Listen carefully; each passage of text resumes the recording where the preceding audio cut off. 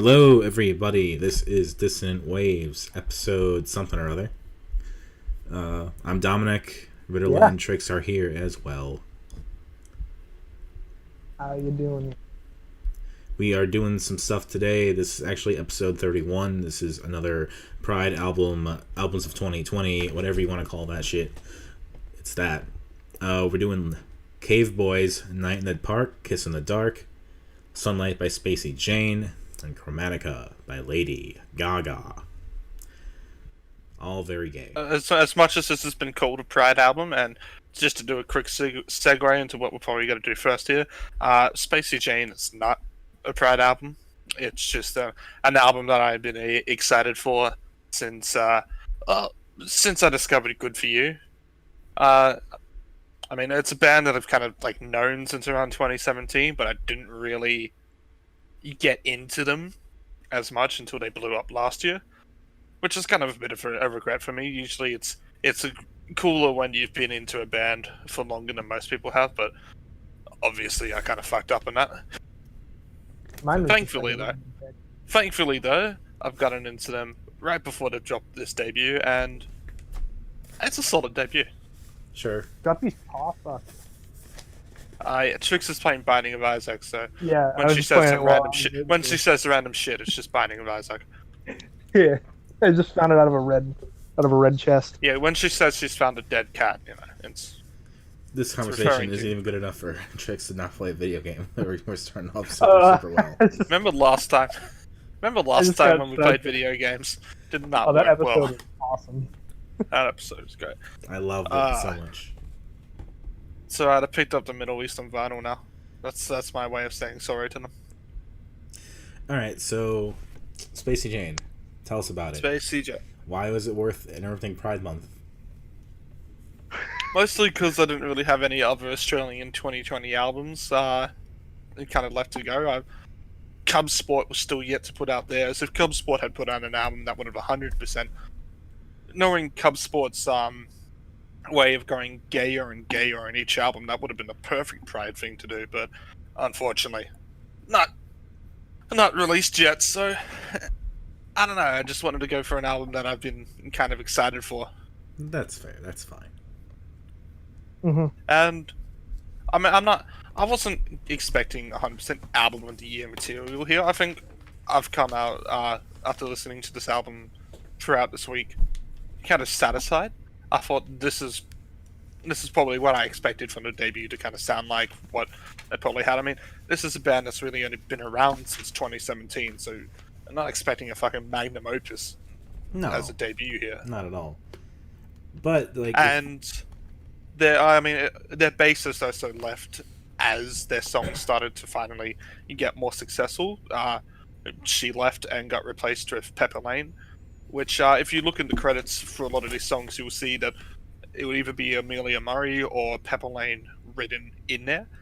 And most of the singles have Amelia Murray, who was the original bassist. I think it was literally Skin and Straight Face though. Mhm. And interesting enough, the song Booster Seat had Amelia Murray on it as well, which makes me wonder a couple things. It's like, how long were they sitting on the song for? Were there other songs that might have had Amelia Murray in there that they've gotten removed of? And it's not always easy to kind of finish off an album which you would have written with someone else, and then that person leave, and now you got someone else in there to kind of help finish it. It's kind of not an easy thing to do, especially on a debut. Yeah. that can make or break a band sometimes. And the first half of this album, from Good to You to Booster Seat, is really strong. I don't think there's like a weak moment on there, which is a fantastic way. And unfortunately, it doesn't hold that way for me on the second half of this. I thought songs like Love Me Like I Haven't Changed and Hanging were a little bit Weightless and Straight Faced are actually pretty good. I didn't mind too much of the Outlaw of Sunlight as well, but they were nothing too special. I think the highlight of the second half of it is obviously Straight Faced. See, I think it's interesting you say that because I kind of came in with the opposite impression that the first half was very samey to me, and I think part of it's the dude's voice. I think it's Caleb Harper. Yep. His voice is kind of doesn't change a whole lot throughout, like especially the first half of the album. It's kind of the same tones, similar instrumentation, and then once we get to like Booster Seat, Love Me Like I Haven't Changed, Weightless, that's when it starts actually changing up. He starts doing more stuff. The instrumentation gets a little more interesting to me. Yeah. So that's the part I liked more, I suppose. I'll agree with It's a Dominic there. it's a bit of a disagree and an agree. I think Wasted on Me might be a bit like, yeah, I can compare that with Skin, but I think if you go and look at Good For You and Good Grief, even though those have two similar titles, those are very two distinctive songs. I suppose, but like going from Good For You to Head Cold to Skin, I don't know, that it didn't seem like, you know, they had a sound, and that's the thing, they have a sound, but I don't feel like they were totally utilizing it like they could have. I mean, and there's also I can't really fully disagree with you as well. Then when I find that I like these a lot more because these were the singles, so I grew more attached to all these songs before actually giving this album a listen. Whilst for you two, this is probably your first listen of Spacey Jane, full stop. Yeah. Yeah. Which a lot of people kind of only discovered them and their new stuff last year. So songs like Feeding the Family, which are more well known with people who discovered them back in 2017 and stuff, which I think is a fantastic song, isn't quite listened to as much as Good For You or Head Cold is. I mean, on Spotify, it's kind of like proven wrong by the amount of streams and shit, but like on Triple J and stuff where they broke out because this is an unearthed band, songs like Head Cold or Good For You or Good Grief were played a lot more than Feeding the Family was. My question to you, though, I came across a quote, I can't remember where now, unfortunately. I wrote it down, how they don't think the album really sounds like them. Can you give us some perspective on that? Do you agree with that? Ooh, that, I haven't seen that quote and I don't know exactly what they're on about, but if you go into their, like, in their first EPs, No Way to Treat an Animal, or fuck, what was the other one called? I'm searching that up. Anyway, they are a lot more heavier, but the sound is still pretty similar, in my opinion. I think this one is a lot. I guess this one is a lot more calmer and indie than their first two EPs were, which are a lot more just straight up alternative rock. You think it's because of, like, Peppa or something? Well, blood? again, I mean, songs like Booster Seat, which I would say is that more kind of calming stuff like that, was written with Amelia Murray, so I can't really say that that's the case. I think this is just more of a change in how they've evolved this out, and I don't know. It's in parts I agree that it doesn't sound like their old stuff did, but in parts I disagree, in which I think, well, this is a natural evolution.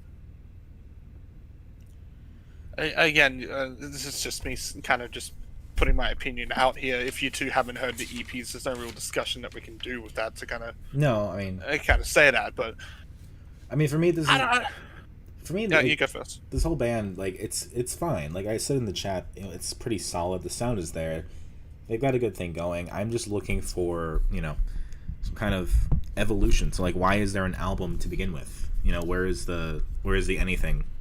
And there is some stuff. I'm not going to say there's not, but like, you kind of have to wait. For me, I have to wait a little bit to get to stuff where, okay, that sounds a little more 90s. They're experimenting. They're doing some choral stuff later on. Mm-hmm. And like, I think it was Caveboy that I was reading about. They were talking about why make an album, like people telling us now not to do that, even because it's all about singles. It's all about releasing, you know, just song after song. And I get the feeling that might work better here. Because as much as I like it, Australian. So Australian has a pretty strong music scene, especially when it comes to bands. Like, I mean, this I believe is another Perth band. Yes. Which is obviously a very strong. It might be Fremantle actually. They're still anyway. They're Western Australia, and we have a pretty strong indie scene here, and it is usually about getting CDs and vinyls out because a lot of us still buy it. Fair Like enough. CDs aren't the biggest seller anymore. You'll see a lot of them just go into vinyl and stuff, but we still buy it a lot here, and especially in the indie scene, where that's that's just the market where people are most likely to buy vinyl. Like, what vinyl do you reckon actually sells more? Lady Gaga's Chromatica or Spacey Jane's Sunlight? In Australia, Yeah, well, probably yeah, Lady Gaga because still. in America, I don't really think they listen to Spacey Jane, but No. still. Is it gonna be Spacey Jane? I don't know. Well, I am actually gonna go check out the ARIA vinyl charts because we actually have that now. Interesting. So, yeah, it's number one on the Australian vinyl charts. Spacey Jane. Yep. Oh wow. And Chromatica is number 4 at the moment. Although Chromatica was number 1 and it was number 3 last week. So Fair enough. fucking Tame Impala's Currents is number 8 and it was 20 last week. What the fuck? Maybe got some ad revenue or something. There's like a commercial. But or yeah, something. like we're looking just looking at all the albums here that are on the ARIA charts for vinyl sales. So this is just all the vinyl sales, and this is just this week. We have Spacey Jane debuting at number 1 for that. Some band called Justice for the Damned with Pain is Power. Leah Senior at number 3. Lady Gaga at number 4. The McClimates at number 5. Liam Gallagher at number 6. Cream's Greatest Hits, which just always is kind of there because you have a lot of the old people doing that. Yeah. Is 7, and then Tame Impala's 8 and 9, and Nirvana's Unplugged in New York is 10. Now there are a lot of albums in there which have gotten great reviews, obviously, but you also notice there is quite a lot of indie or kind of reissues that happen in there. Number 20, by the way, is Smith Street's band Don't Waste Your Anger, because that got released physically That's cool. quite recently, so Yeah.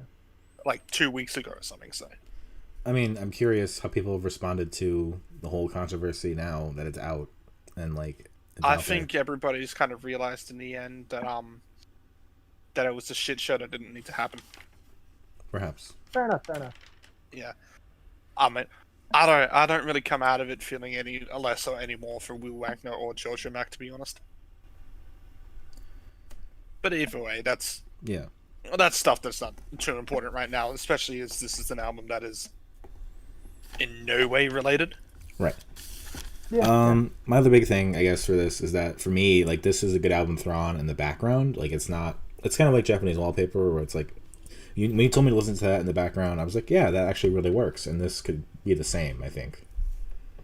It's like, I don't know. There is a lot of like atmosphere, like a lot of the guitars and stuff can work pretty atmospherically in this. So I can kind of see that. I haven't actually really thrown this on in the background that much, but I have had it in it when me and my friend literally were just driving up looking for a toaster and shit, and we had this album on a road trip, but it wasn't really just our full main focus. Mm-hmm. So it kind of works, but like you also kind of don't notice that it's there at all, which, like with Japanese Wallpaper, you still kind of notice that it's kind of there when it's on in the background. I feel Fair enough. Like, it calls attention to itself, but it works on that level. yeah. So, what songs did you say would like the big, not as highlight as in this is the great song, but like the big standouts that you think that work, the ones the biggest ones to talk about? I mean, let's see. Booster Seat's probably the one that's like really honest and interesting. Love Me Like I Haven't Changed, I really was into. Like, that's when I started really appreciating the album.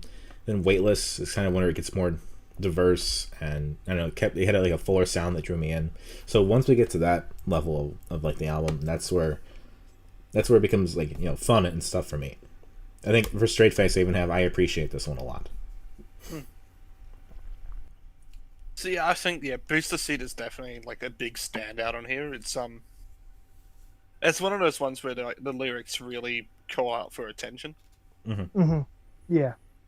And there shouldn't be any chorus that goes, I feel like a child hovered up from the ground in my booster seat. that actually ends up being a good lyric, but Any it lyric kind is of good isn't, if yeah. you put it in the right context. I'll get the. Where is my fucking CD for this? Because I picked it up. I cannot be fuck finding it. I'll just What do you get think, the Trix? lyrics up. Can we call you Trucks? Can we call you Trucks? Yeah, Trix is now called Trucks Music. All right. Trucks music. What did you think of all this, Spacey Jane? I probably my favorite album of the week. I really enjoyed it. Really? Wow. Yeah. Yeah. Songs That's like Wait. That's a rarity to get from Trix. Songs like Weightless and Straight Faced I really enjoyed. I was listening to this album while walking, and it's a great music to walk to. Interesting. I did not expect this, but I do appreciate the the battle lines that have been drawn now. Well, one thing is first that I like, for a album art that's not all that fantastic, I actually still do like it because I really like how the colors work on it. Yeah. Yeah. It's Well saturated. yeah, that's probably the best way of saying it. Yeah, so the chorus for the booster seat is, well, you held me from the back of the front seat, and you told me all the times that you lied to me. Well, I felt like a kid, like I could touch my feet as they hovered above the ground in my booster seat. It's something that should sound like just referencing a fucking booster seat should be something that's just like, what the fuck are you on about? But it's I was too tall actually as a cried. kid. I never had a booster seat. I wish I could feel you on that. I had to wear a booster seat until like 3rd grade or something like that. I used to be wicked short. Plus, I mean, the instrumentation is like just very nice and kind of croony, and like it's somewhat bubbly as well. The guitar that happens at the intro, and it feels very inspired, but like also done in their own way. Mm-hmm. It's definitely a big standout on this album, which is great, seeing as it wasn't one of the singles, and knowing that it was done before the bassist left. I wonder why this wasn't put out as a single. Also, Trace, I wasn't laughing at you being short. I was laughing because you reminded me of a kid I saw the other day who was pointing at his scale and was saying, "Oh, that scale's lit." What? Your slang of wicked short reminded me of some little kid pointing at a scale and being like, "That's lit." Well, Okay, I used so to if be like going back onto 4 this feet tall. album just kind of quickly here. So from the interview, actually, because they premiered Booster Seat, they didn't release it as a single, but they premiered it on Triple J a week before the album was released, or like 5 days. So they actually did a little bit interview, and yeah, this is supposed to be a song that's kind of, Caleb has described it, it's about kind of depression and anxiety supposedly taking control. Right. So I guess yeah, those lines about booster seats are like, yeah, what I expected, pretty much about escapism, like thinking back to when you were a child and shit. Yeah. Yeah. Very basic psychology stuff. I feel like this album does have a bit of a repetitive nature to it, and I feel like there is a lot more that they could have done with it. Sometimes its inspirations are a little bit too worn on its sleeve to the point where it goes like, well, yeah, I probably won't go back to listen to this. I'll go back to the stuff that inspired it because it was more fresher. But there's also quite a lot of standout tracks in here. I like a lot of the singles. I feel like, yes, well, I agree with Dominic with the repeating stuff at the start of here. I feel like the songs still stand out enough of their own to at least be enjoyable to come back onto. I feel like, yeah, we've probably got a better collection of 12 individual tracks instead of an album here. But knowing most debut albums that come out, that is still ahead of the curve in here. I suppose. I think, yeah, it's a solid debut. I'm glad that we got at least that, a solid collection of tracks, instead of just this very disappointing attempt to be something that they weren't. They're still, I mean, this is still a young band. They've got a lot of time to just evolve from here, and yeah, I'm very happy with what they put out. This is one of my albums to watch for in 2020, and came to what I expected to be. So that's We will watch it through fantastic. with great interest. You think it's like a net gain, or like a? Is it just kind of Uh, what you expected, and there you go? It's a bit better than I expected, but it's not like album of the year material or anything. Okay, fair enough. I think my favorites off here are probably Good Grief, Booster Seed, and Good For You. I think those are the strong three. I think my least favorite's probably Hanging, because like I really just like that one just doesn't really stand out. Okay. For me, my favorite is probably gonna be Straight Faced or Weightless. Least favorite's probably gonna be Head Cold or Good Grief, maybe. Just some of the early stuff I didn't really grab onto as much. Yeah, earlier stuff was a bit. It felt more samey. Yeah. So yeah, like Good Grief is one of those songs that I guess like the more I listened to it, the more I enjoyed it as an individual song. So I guess we'll see what happens later down the line. But I can understand why that would probably be one of your least favorites. But I don't know. Maybe I'm wrong. Maybe it only grows on me. I mean, you're also more integrated into that music scene than we are. So Yeah. it's you've grown to expect this stuff more. So Yeah, it's it's fine. probably most likely. That's probably the most likely scenario. Anyway, Trix, your favorite's and least favorite. Favorites for me, as I said, like the Weightless and Straight Faced, as as the album started getting progressing into the later stages, it really grew on me a lot more. But like the opening songs, like Head Cold and Skin, they didn't really get me as much. I'm surprised because Skin had the kind of bass line towards the end of it. Yeah, it was Would good. have thought that would have held it out a lot more to not be on your least There- favorites, but Yeah, well, the bass was good, but there was no memorable parts about the bass to me. fair Like, enough. it just kind of served the song. Skin was definitely like my favorite single of this year from the album that there was coming into it. Mhm. Seeming as there's really only Skin and Straight Face, there's not really much to go on, but still, yeah, it's come out like not even being in like the top parts of this album though for me, which I think is not like great or anything to say. I think it's just interesting. That's fair. Anyway, Yeah. which one shall we go into next? I know we're kind of rushing this episode, but kind of has to be this week, unfortunately. I mean, I feel like we're gonna have the least to talk about Caveboy, so why don't we do them next? yeah, I was gonna say, I think Caveboy and Spacey Jane have the same problem in that their debuts that have a sound, but they kind of repeat that sound a little bit too much. Yeah. I think Caveboys is definitely my least favorite, like by far on this. This week is like a 50-50 between Lady Gaga and Spacey Jane at the moment. Caveboys is just, I was just uninterested by pretty much everything of it. I don't hate it. I think this isn't even in like top 10 worst albums that were done. I think it's just uninteresting. Yeah. See, I really like I like synths. I like the '80s sound. I think it's like a weird kind of. Okay, it's a triangle of Lady Gaga, Cyndi Lauper, and Fleetwood Mac. Especially not Fleetwood Mac, Stevie Nicks. Yeah. Actually, this just felt like nothing but Madonna.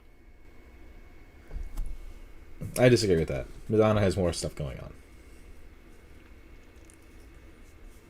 But anyway, I mean, yeah, it's like some. I'm songs, not going to pretend like I'm the biggest Madonna fan out there, but I mean, some songs are a little bit like the singer kind of reminds me of Stevie Nicks, in that there's a little bit of that throatiness in there, but there's also some of that Lady Gaga kind of like range, especially on the lower notes.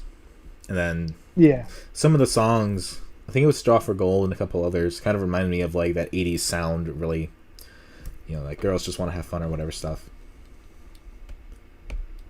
So it's kind of a mix of, I would assume these are the influences for them, in a way. Probably. I don't know. Probably. So that was interesting to kind of have that little conglomeration.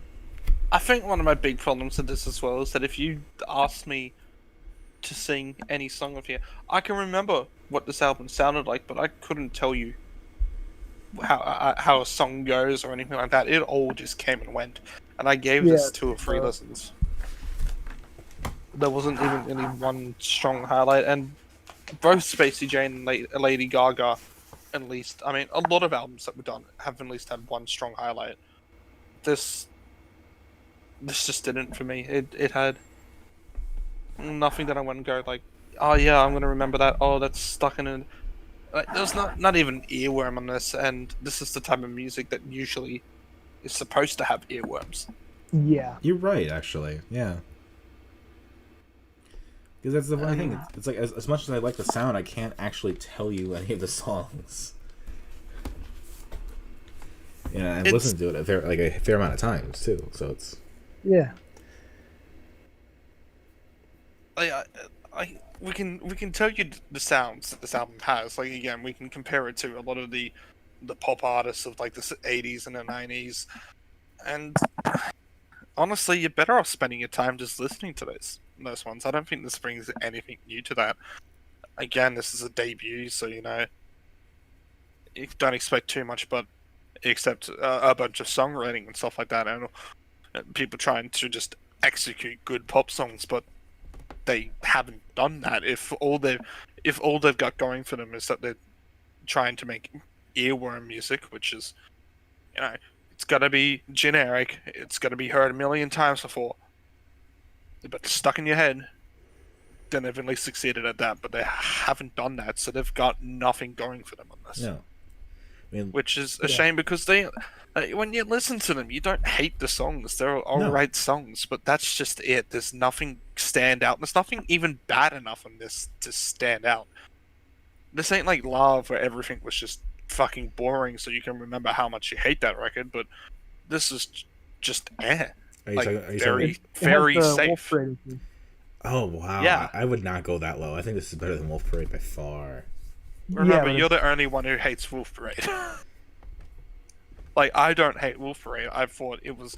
I agree completely with Trix. I think this is like, yeah, you'll listen to it and you'll be able to kind of tell the sounds that they have in it, but you wouldn't be able to name a single song or like sing that song or anything like that.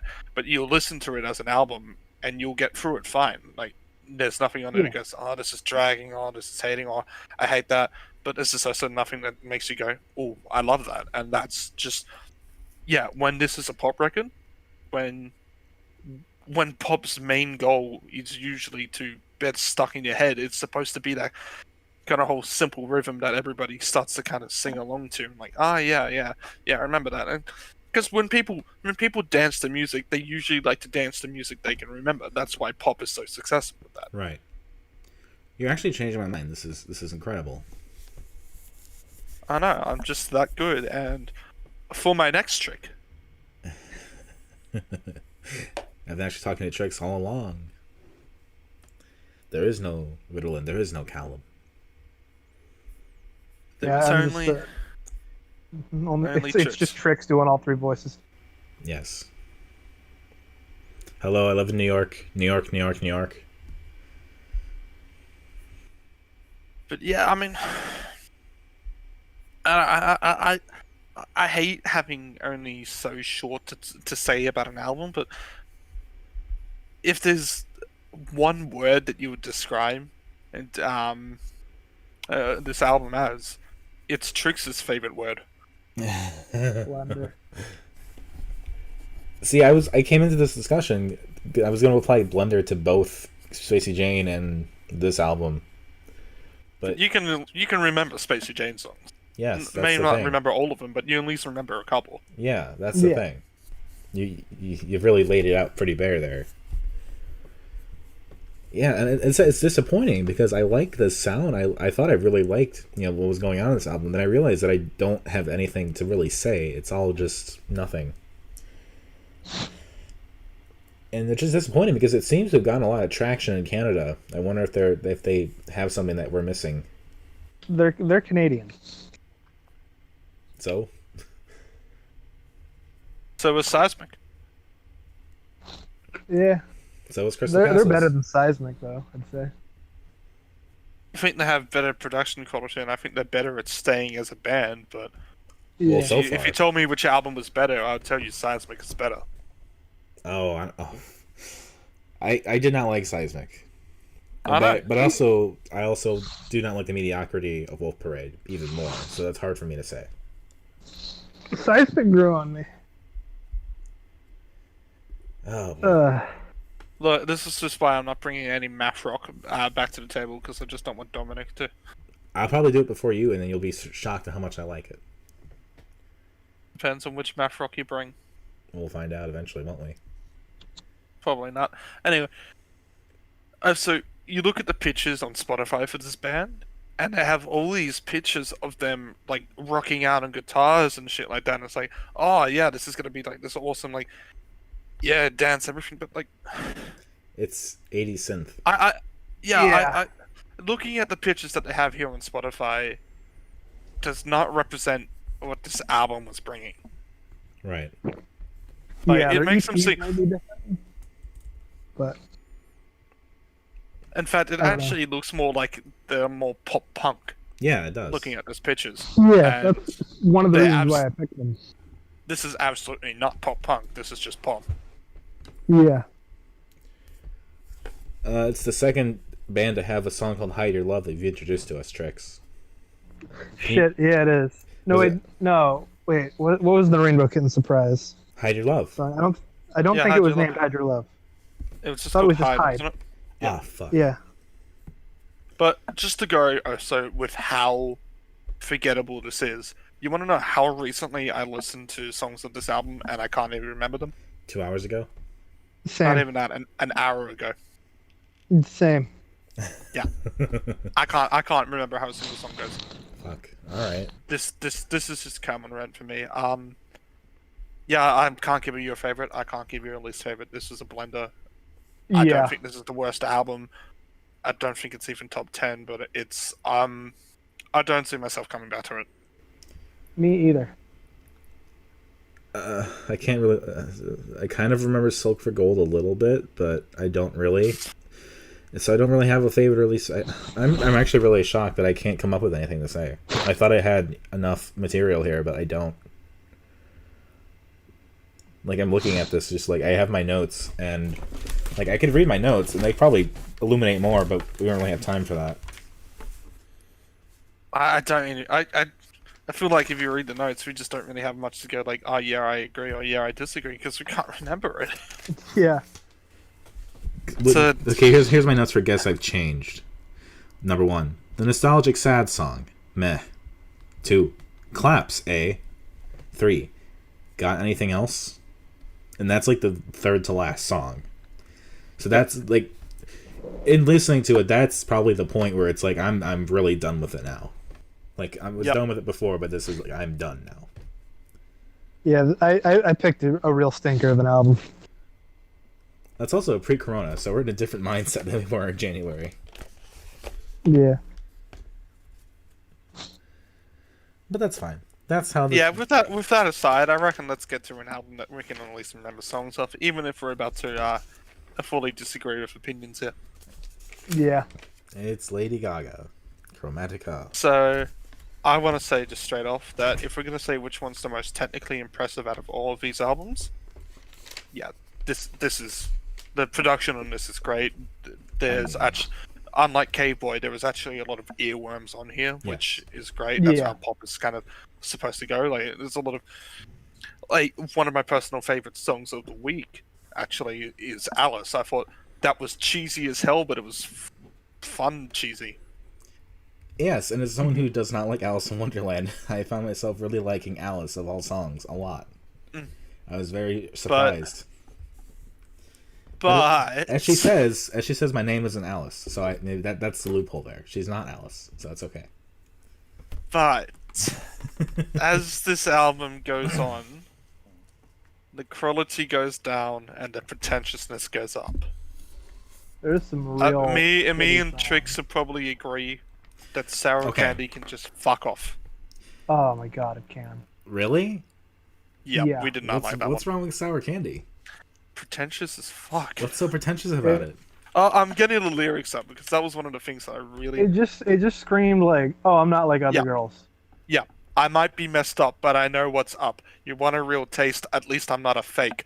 Oh, she's done it. I mean, Pretentious as shit. if you want to talk about pretentious, we can go back to Born This Way if you really want to. Oh no, we're not doing that. That's This is probably Lady enemies of a Gaga's lot of best people, effort. Don't get me but- wrong about this, and I think this is Yeah. a good album, but we are still got some major flaws about this, and Sour Candy for me is one of those. I Oh, did not yeah. mind Sour Candy. I had more problems with Plastic Doll. That one Alright, wasn't here we- very good. hold on. I just want to go for this this line as well. I'm sour candy, so sweet, then I get a little angry. Yeah, sour candy. Yeah. I'm super psycho, make you crazy when I turn the lights low. Sour candy. Yeah. Help! I need somebody. Help! Not just anybody. Help! I need someone. Help! I'd also like to mention that sour candy starts off sour and then goes sweet, not the other way around. Yeah. It could be savory flavored as well. I don't know. I have What fucking never candy are you eating? I've had savory candy before, but I've had never had savory sour candy before. I don't know. I think it's a fine song. It doesn't have to all be amazing lyrics. Pop's not about amazing lyrics all the time. Yeah, but like when you keep having all these songs that are just more hurtful than they actually are good. Like if you get all these people going about like, oh yeah, like if you mess with me, I'm gonna hurt you kind of thing. That's kind of what the fucking lyrics are kind of turning onto. That's okay. That's a fair That's- criticism. I can understand that. And that's what sour candy starts the kind of thing fucking bring. It's like that fucking old quote of the if you can't handle me at my worst, you don't deserve me at my best, which is supposed to be this kind of like the way that it's kind of said is supposed to be like this whole like, oh, you're through everything that I kind of do, but that turned into this whole like, oh yeah, well sometimes I'm a piece of shit, but you have to deal with it until the Yeah. days that I might be unbearable, and Right. stuff like sour candy. It's like, well, like. It kind of branches off that shit. It's like that kind of whole like, yeah, I can be sweet, but if you fuck with me, I'm gonna fucking murder you kind of shit. And it's like that isn't kind of like this whole like I'm innocent until I've been wronged kind of thing. It turns to this whole like if you do something that I think you're wrong about, I see it as justice to do wrong. It's the old saying is two wrongs don't make a right, and stuff like the lyrics in Sour Candy completely negate that shit, and it's very cringy. I heard I read something about Billie Eilish that I think just really applies to this song, and it's music for girls who think they'd murder their boyfriend but are too afraid to ask for extra sauce at McDonald's. Yeah. Yep, that's 100%. See, I was going to talk about Rain on Me and how that song is really not that exciting and kind of boring, but I like that one. like for a duet with Ariana Grande, I expected a lot more, I guess. Like as a message, it's probably better than Sour Candy, but I just had more problems with that because it's like it's not a memorable song on the album. It's just kind of there. It's kind of slowish. Like it could go harder. I don't know. Plus, I was gonna say like Trix thought this was a bit of a long one, and I thought yeah maybe there were a couple songs that could have been and taken off. I mean the Chromatica kind of things in there are kind of more filler. I think only Chromatica 1 actually made sense to be on there. Hmm. It's a great intro to Alice for sure. Yeah. I mean, I don't know. There are fun songs, and that's like I Free mean, Woman is fine. it's 911 a is trend fine. to add these types of songs usually to increase streams or stuff like that. I mean, Chromatica 3 is not really, but you notice with a lot of these artists that these songs get enough listens to that they're still kind of plays, even though they're only 28 seconds long. I mean, we can go back to Wolfpack and Sleepify for that. Yeah. Like that's a whole album of that. But I don't know. I don't mind that very. Like if she's going for a thing about how it's like acts or something of a movie or whatever. I don't know if I agree with that at all. This isn't Drake level. Just put out fucking everything on there so you have 30 songs to stream. But I don't know. I will think that yeah, this probably could have still been shortened a little. Sure. Yeah. I mean, this one's. I know I'm probably sounding a lot more harsh to this than I am to Spacey Jane and stuff here, even though this is more impressive than it. But I mean, someone who's as late into Lady Gaga's career as well, you do start to expect a lot more to come out of here. Mm-hmm. Yeah. I mean, and this is still probably Lady Gaga's best effort to date. I mean, it's funny Yeah, you I'll say say that because what I was interested in was kind of comparing this to the older stuff of like how many of these songs are gonna be up there with like Poker Face and Telephone and Bad Romance. 0 of them, I'll say that. Oh, I disagree. There are a couple. There's But- some good songs, but I don't think any of them will reach the status that for other stuff did. Like maybe not culturally, but I think they are of the same quality. Yeah. But then it's like, you know, you look at some of the stuff, like, you know, her whole thing for this is like on the one side of the thing, it's kind of like a healing album for her of like a lot of the health issues she's had over the last couple of years and things like that, suffering from like fibromyalgia and stuff like that. That's not fun. So No. she also talks about wanting this to be an album that kind of healed her family after the death of her aunt, and kind of in like that Jeff Mangum way of writing an album to kind of cure people. And you know, realizing it doesn't actually work. So I thought Hey, that was, everybody, cancer still exists. Listen to my album; it's gonna solve it. I mean, that's not the emotional. That's not how that plays out in that way. It's just kind of like, Imagine if an album could actually cure a major disease. Like imagine if the whole STD epidemic was cured just by listening to some pop album. I mean, yeah. Which would be fucking ironic, seeming as pop albums usually cause more STDs. But Yeah, I mean, You're not wrong. I don't know if I necessarily am on board with the whole Chromatica is like a planet that, you know, everyone lives on now, and Earth is canceled, and all the stuff around King Gizzard did that Chromatica. better. What was that? King Gizzard did the Earth is cancelled, we're moving to another fucking planet better. Sure, fine. But I don't know. For me, the song that I care about really is "Sign from Above." That is the song. That was a good song. That is the song of the album. Like the I mean, fucking, I need to kind of just quickly refresh myself on that song. the fucking Elton John. Oh Yeah. yeah, the Elton John. Yeah, that's who that was. You say like you couldn't Well, actually remember. No, I listened to I wasn't really, it was one of those songs where I wouldn't like really pay too much attention to, and when I went to go check one time, YouTube Music doesn't have the featuring The artist. feature, yeah. So I probably still, I think Alice is my personal favorite of this.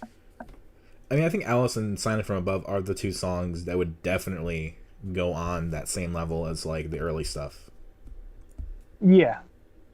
So I'm still not a fan of her early stuff. I think a lot of her early stuff is just shit, in my opinion. Like, I don't know. I was a gay in the early 2010s. There was a lot of Gaga going on, whether I wanted it or not.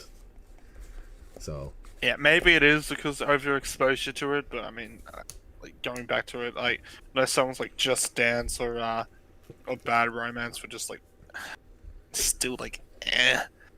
the best thing, Poker Face is only good when you hear Eric Cartman sing it. the best thing about Just Dance is the video game that came out from it. The fact that Just Dance 2020 was on the Wii last year is amazing. So I think this is a very technically impressive pop album. It does what it needs to do.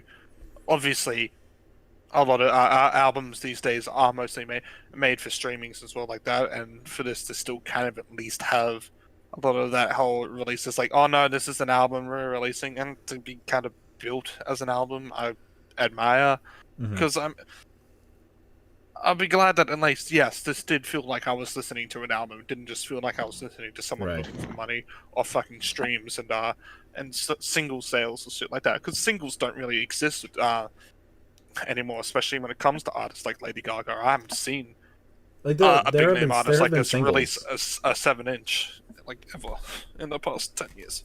I mean, no, it's just radio singles. It's just, you know, streaming singles Yeah. now. So I mean, Yeah. 7 inches are cool, but that spirit has kind of moved on. Make good coasters. But to go back for a minute, Sign from Above, I do not want to step over how much I really enjoy that song. I think it is very perfect for club scenes. There's no fucking clubs going on there. There really shouldn't be. But, Yeah. I don't know, it's very, when I hear the songs that I really like, I get inspiration from them. I get, very visual with them, and that's the kind of stuff I was getting from this. Just very, I could picture the scene, I could picture everything, I could direct a fucking music video from it if I could. It just kind of makes itself. Just the construction of it is so good. Just like it's a very basic verse chorus, but then it's like you have the Gaga verse and the Elton John verse, and they sound different. I mean, Elton John sounds older for sure. When they come together, it works so well. I don't know how, it just does. Like they make it so that Gaga sounds good with Tony Bennett. Lady Gaga can sound good with anybody. Yeah. Now here's another question as well. Does anybody remember the old rumor about Lady Gaga that just spread back in 2009? I believe she referenced it actually in one of her music videos, that she was actually a man. The thing was that I think she was supposed to be intersex. So some kind of something like that. Like she was supposed to have a penis or something. I remember that. Because that got referenced in a music video by her. I can remember that. Where literally, like, she gets thrown in jail or something, and like her genitalia is supposed to be exposed. Like the version I showed was that I saw on TV was blurred. I don't know if it was actually an unblurred version of that. I haven't even gone around searching for that. But the joke was, "Hey, I told you she doesn't have a penis." And I got to give it up to an artist like that, even if that video wasn't just internally written, or that scene was internally written by her. I got to give it up for a rumor like that, which can be quite harmful for a rumor or hurtful, to kind of make a joke about that. I give some points to. Yeah. I mean, I think in my research this week, the thing I appreciate, I'm not a big Gaga fan. I know the work. It's always been there, but like, I just appreciated her more after like going back to like her performance at the Academy Awards with the Sound of Music medley she did, which is one of the best live performances anyone could ever give. She's a great live performer. Yeah, like stuff like that, and just reading about her career. She actually, I think she actually is genuine and really kind of a good person. I would hope from what I've read. I don't know. Maybe she's a dick. I hope not. Doesn't have one. Anyway,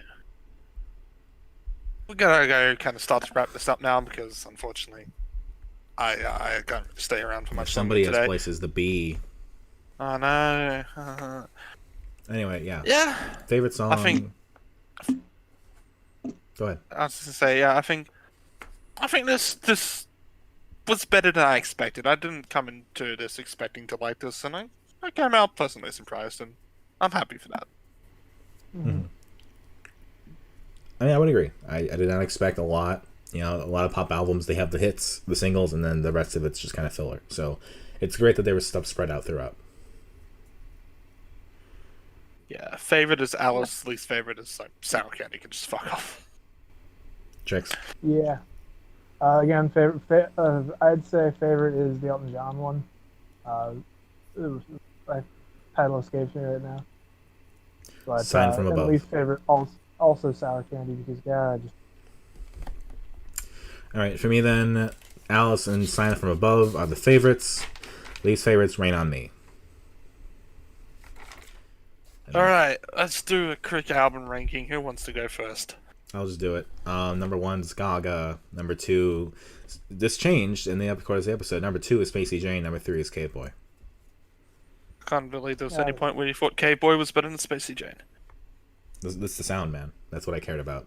Caveboy, Gaga, Spacey Jane from 3 to 1. I am gonna agree with Trix.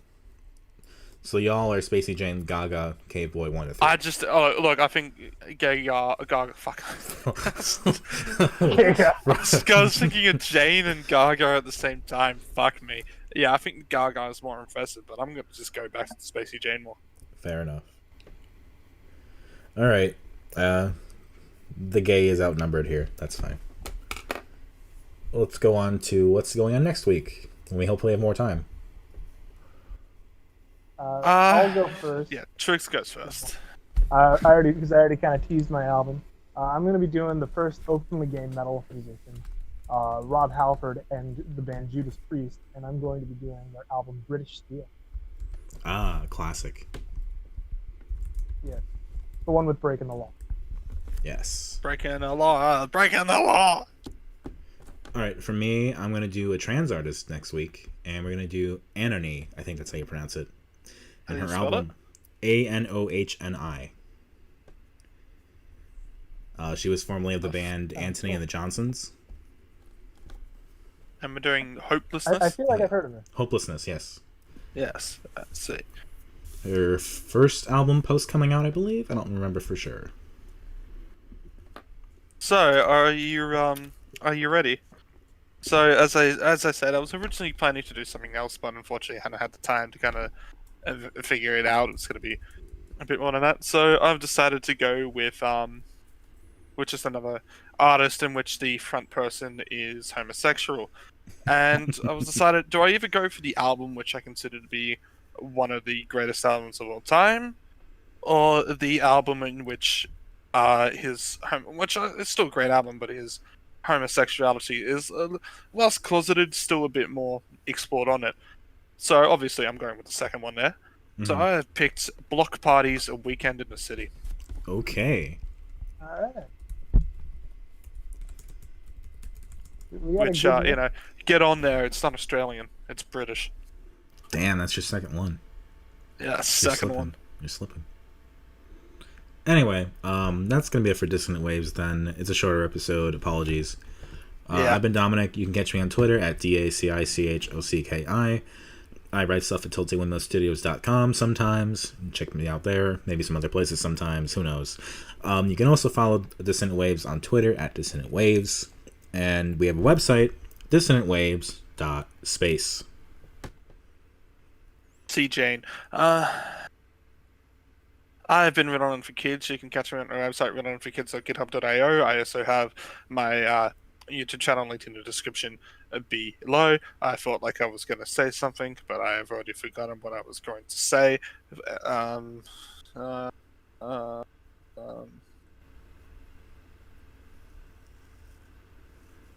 I've been Trix. You can catch me on Twitter at procrastinaut_. That's procrastinating astronaut, and I also have a YouTube channel linked below where I do bits. All right.